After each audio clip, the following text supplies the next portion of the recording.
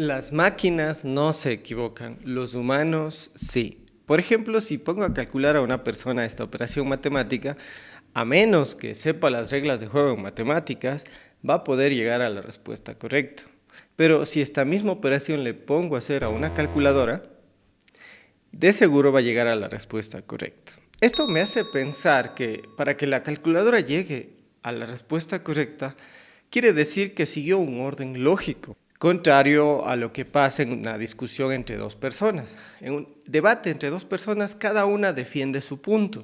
Pero, ¿cómo podemos saber si están siguiendo un orden lógico en su argumentación? Esta misma pregunta se hicieron hace mucho tiempo atrás. En busca de la verdad, los filósofos se dieron cuenta que para demostrar un punto de vista, su argumento tenía que seguir un orden lógico. Por esa razón, en la Edad Antigua, Aristóteles empieza a asentar las bases para el pensamiento lógico mediante las leyes del principio de no contradicción y de tercero excluido. Y así en el transcurso del tiempo se fue desarrollando el pensamiento lógico. En la época del Renacimiento, por ejemplo, Leibniz propone una lógica más rigurosa mediante símbolos. Y más adelante, en el siglo XIX, George Boole introduce el álgebra booleana. Sus leyes permitieron operar mediante proposiciones lógicas, usando símbolos y reglas precisas, como si se trataran de ecuaciones algebraicas. Y ya para el siglo XX se introduce la tabla de verdad, los conceptos de tautología, contradicción y satisfacción. Y lo que hace volar la cabeza de todo esto es cómo el pensamiento lógico se logra materializar mediante circuitos electrónicos. Sucede que en el álgebra booleana, en vez de utilizar verdadero y falso, se utiliza ceros y unos. Por ejemplo, esta tabla de verdad que ves aquí se refiere al conector lógico del condicional, el cual dice que solo es falso cuando la primera proposición es verdadera y la segunda falsa.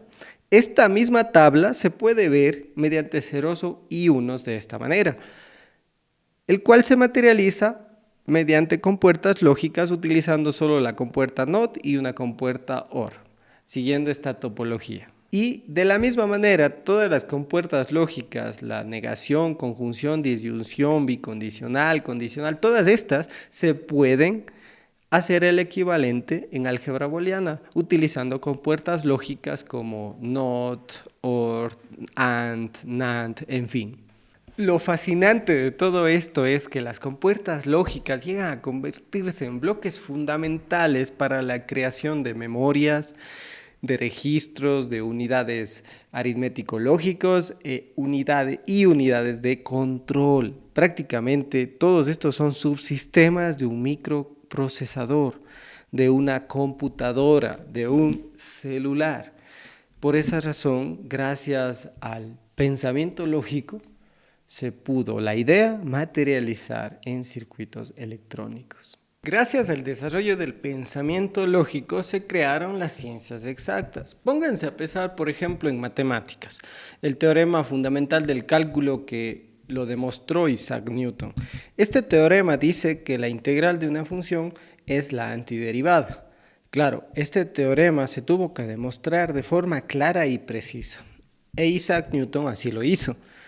Esto es como entrar a la Matrix y salir de ella, porque somos conscientes de que las ciencias exactas existen por un ente regulador que es el pensamiento lógico. Para razonar adecuadamente hay que utilizar obligatoriamente el pensamiento lógico. ¿Cómo lo hacemos? Bien, cuando te encuentras en situaciones en donde quieres razonar adecuadamente y llegar a conclusiones verdaderas, o quieres defender un punto de vista razonando bien las cosas, una forma de hacerlo es entendiendo la diferencia entre razonamiento deductivo y razonamiento inductivo. El razonamiento deductivo parte de algo general y lo particulariza en una situación en particular. En cambio, el razonamiento inductivo parte de algo particular y lo generaliza en algo fundamental. Te recomiendo que en este caso no utilices el razonamiento inductivo. Te pongo un ejemplo del por qué. Mira, supongamos que te pones a ver a observar con el imán y a jugar que se pega, por ejemplo, una moneda, se pega al imán una grapa o algún otro metal que encuentras por ahí. Observando esto, que es muy limitado, te puede llevar a la conclusión de que todos los metales son magnéticos, cuando no es el caso, porque si observas con cuidado, al pegar el metal a una moneda de oro, no se pega, no se atrae y tampoco al cobre. Entonces, viendo bien las cosas, observando adecuadamente, puedes decir que no todos los metales son magnéticos. Y ahí sí estarías razonando bien inductivamente. Pero ese es el problema del razonamiento inductivo, que si no tienes una observación amplia de la situación, de las cosas, no puedes llegar a una verdad fundamental. Y eso es normalmente el error que cometemos al razonar sobre algún tema en específico. Por esa razón te aconsejo que utilices mejor el razonamiento deductivo. Por ejemplo, quieres integrar esta función, 1 sobre x. Esto es igual al logaritmo natural de x. ¿Por qué? Porque el principio fundamental del cálculo dice que la integral de una función es la antiderivada. Entonces, como la derivada de logaritmo natural de x es 1 sobre x, la antiderivada es logaritmo natural de x. Por esa razón podemos integrar en este caso la función. Siempre que quieras llegar a razonamientos concluyentes, recuerda que el razonamiento deductivo te puede ayudar a tener un pensamiento lógico adecuado. Pero claro, siempre y cuando partas de un teorema, como en este caso el teorema fundamental del cálculo, o de una verdad, de algo que estés seguro que es verdadero. Caso contrario, si partes de algo falso, vas a llegar a conclusiones falsas. En busca de la verdad se creó la lógica, para dejar los sesgos a un lado y desarrollar ciencia. La lógica se materializó en circuitos electrónicos, por esa razón las máquinas no se equivocan.